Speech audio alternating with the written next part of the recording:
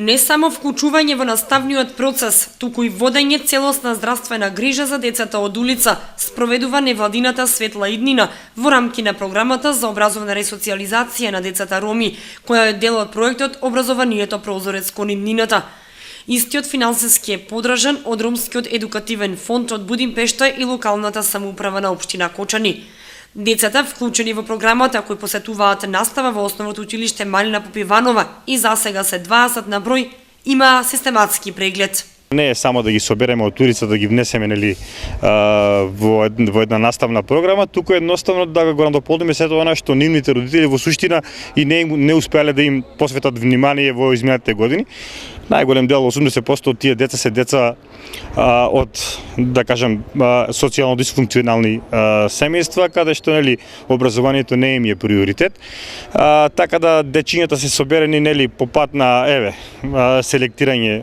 Знаете како, ги селектираме или ги среќаваме буквално на улица, вршејќи разни действија. Сега, после 2 години од имплементацијата на оваа програма, во рамките на овој проект можам со гордост да се пофалам дека тие деца кои во почетокот ги внесовме во оваа програма не се тие.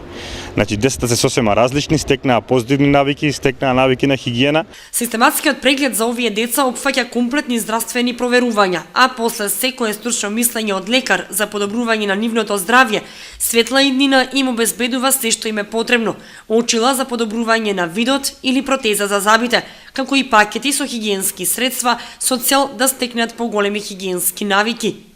Доколку системски и институционално се работи со овие деца, што е една од целите на програмата, додава Саидов, значително ќе се намали бројот на децата на улица, кои според невладината Светла Иднина ги има во голем број. Откако ќе се вратат, ќе се работи и со оние деца кои заедно со своите родители се заминати во странство.